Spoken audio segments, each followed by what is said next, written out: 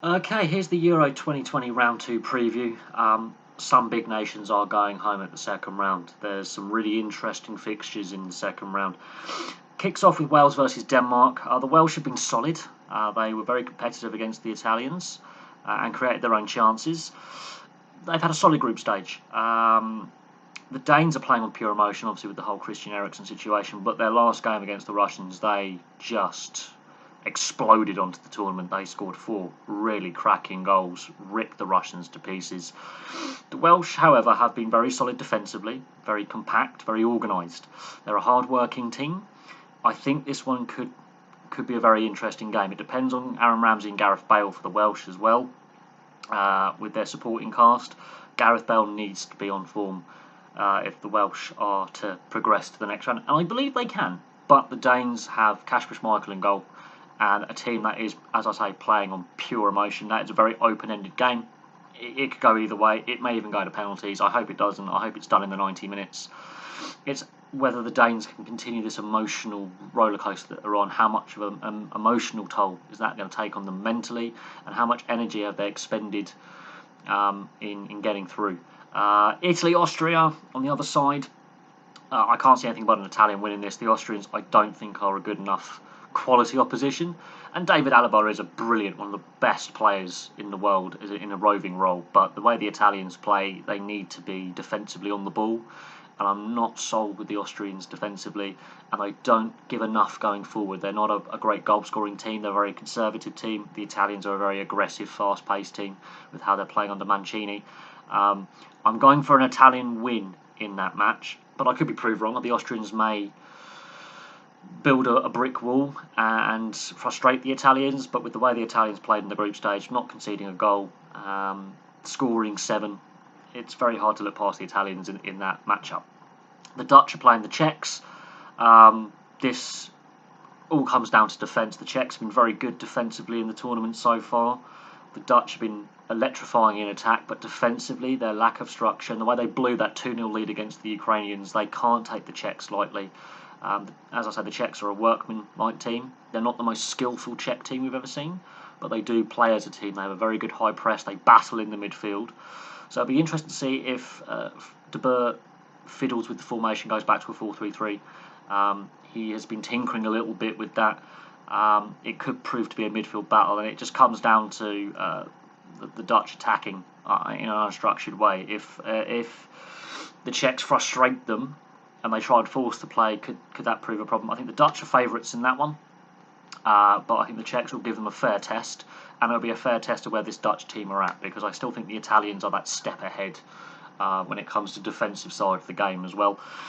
On the other side of things, Belgium are playing Portugal. This is where a big team really is going home at a very early stage. The Portuguese got through their group. There were periods last night in their game against France where they were going out.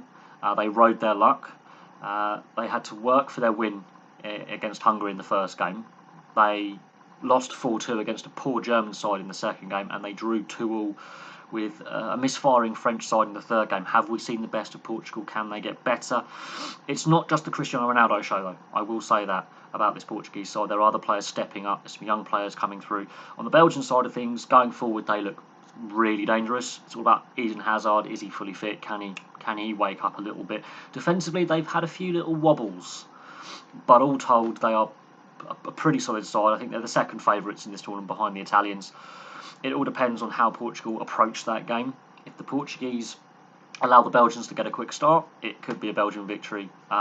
If the Portuguese are still in at half-time, they have the talent to catch the Belgians out. That is a very, very difficult game to predict, but a big nation is going home.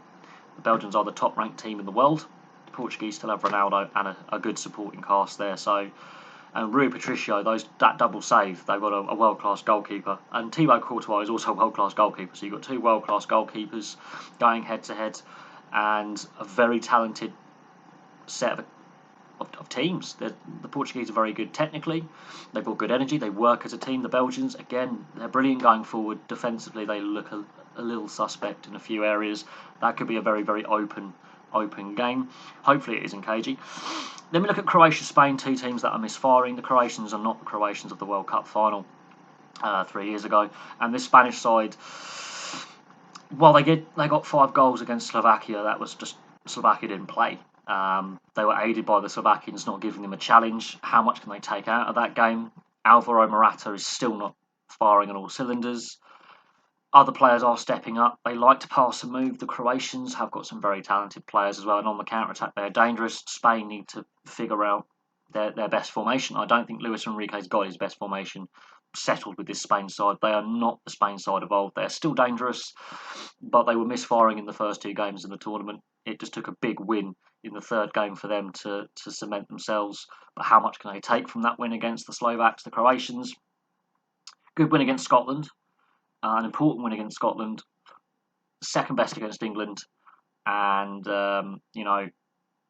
laboured to a 1-1 draw against the Czechs. So we'll see what Croatia turn up. We'll see what Spain turn up. And again, a big nation is going home at the second round. France, Switzerland, the French are favourites, but they need to get their fluency right. They've got a few injury concerns going into this match. There's several players, including Dembele, who are done for the tournament. The Swiss, they're an annoying opposition, but I don't think they've got the quality to beat the French in this matchup. I hope it's an open game. The Swiss need to open up a little bit. They do have some good attacking options, but I think the French, with Benzema, getting on the score sheet now, Mbappe with his pace. They've got Giroud on the bench, so if you want to have a target man in the box to physically challenge the Swiss defence, Griezmann has just been a workhorse in this tournament. How much energy has he expended in the group stage? But the way the French play, they play with a good solid press. They battle in the midfield, but they haven't really got fluency yet. And that's interesting. They haven't got fluent. 2 draws and a win in the group stage. They didn't really seem like they were getting out of second gear. Have the French got more to give? Absolutely. Can they harness that ability that they have? I hope so. But again, France could have a banana skin against the Swiss. The Swiss are a tricky opponents to play because in their last group game they woke up, but they were meandering through the group stage until the final game. Again, we'll have to see what Swiss team turns up and how up for the fight they are. If they allow the French to dictate the pace of play with players like Mbappe and Griezmann, who are very dangerous world-class players, then it could be a long afternoon for the Swiss. So the French are favourites going into that game, but I just don't know with that one. It's very hard to predict. It all depends on how the French approach the game and what pace they play the game at, because we know they've won the World Cup and they got to the Euros finals at the last tournament. They've got a good core there. Much depends on Paul Pogba and his attitude. So we'll see what happens in that one. England, Germany. England, not really entertaining. Unfulfilled potential. I'm not sold on this England side. I'm cautious. Germany, lucky to be at this stage. They were twice behind against the Hungarians. Sneaked a late goal to get through. They should have lost that game against Hungary, really, the way they were defending. They haven't played well in this tournament. Yes, they got that good win against Portugal, but they were aided by 2 own goals there. You take the 2 own goals out, they've drawn that game. They haven't really looked like Germany of old. This one could be where one of these nations has to step up. They have to look at it as the historical rivalry between the 2 nations. And the last time, England met Germany at the Euros was Euro 2000. England won 1-0. Both teams went home at the group stage at that point. Both teams had disappointing tournaments in 2000. Germany went back to the drawing board, and they've been brilliant ever since. Within 2 years, they were in a World Cup final, and a World Cup semi-final 4 years later. They did very well at the Euros 2004. They've been so consistent up until the last World Cup, which was a disaster. They've got through until the later stages of tournaments regularly since 2002, apart from 2018. England have not been on the same level in the last 20 years. They have actually massively underperformed. This is the game where Gareth Southgate's players come of age. I honestly believe that. If they can get a good win against the Germans, maybe they can start building some momentum. But with only 2 goals in the group stage, they haven't scored enough, and it's just Raheem Sterling scoring the goals. Harry Kane hasn't performed. The starting lineup's going to be interesting for England. That, for me, alongside Belgium, Portugal, and Croatia, Spain, that's one of the 3 biggest matches of the round. A lot of eyes will be on this England-Germany game, the historical rivalry going back decades. The games are generally very close, apart from that blowout in the World Cup in 2010 and apart from the blowout in the qualifiers for the 2002 World Cup. The games between these two nations are generally decided by a goal or a penalty shootout. They are very close games in the end. That may go to extra time, that may go to penalties. This German side hasn't been playing well. This England side has been underperforming. Yes, 2 wins in the group stage, but they haven't been great. They haven't hit top gear. The quality available. The Germans have got some really good young players as well. Again, they're not. They look disjointed. They look second best in the contests I've seen with the Germans play so far. That is a very interesting game. That could be a very entertaining game or a very cagey game. I'm hoping it's entertaining. Yes, I'm English, but I want to see entertaining football. And so far with these two, apart from the Portuguese game with the Germans haven't been great. England misfiring as well. Final game of the second round is Sweden-Ukraine, which I actually think could be the underrated game of everything. We've seen the Swedes can score goals. We've seen the Ukrainians can score goals. Defensively, both of them have conceded goals as well. That actually could be the most open, entertaining game of the lot. I honestly believe that. Sweden won 3-2 in a thriller against Poland. Ukraine lost 3-2 in a thriller against the Netherlands. So both these sides have goals in them. Both these sides can concede goals as well. That could be a really interesting game, and a game with not a lot of eyes on it. I honestly believe that is a game that could actually be the highlight game of the round, and not a lot of people will be paying much attention outside Ukraine and Sweden. Very interesting matchup. You've got a Swedish side that just was so defensive against Spain, but they just wanted to make sure they didn't lose that game, built themselves into the tournament, topped their group. Remember that, they topped their group. And they, it was a thriller against Poland. Very interesting. Now, Sweden also blew a 2-0 lead in that game. Ukraine came back from 2-0 down against the Dutch to take it right to the end. There is goals in this game. Very interesting to see what happens there. But there's the second round preview. It's going to be very interesting. Some big nations are going home very early in this tournament. So there we go. Thank you very much for watching. Please place your thoughts below. What do you think the results are going to be?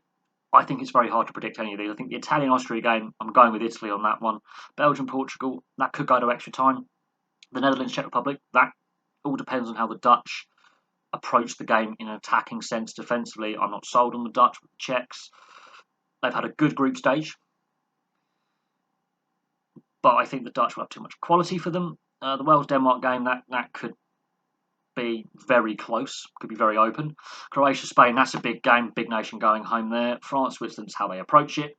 England-Germany, another big nation going home. And Sweden-Ukraine, I think, could be the dark horse match of the round, in the sense that could be the most entertaining and the fewest eyes will be on it.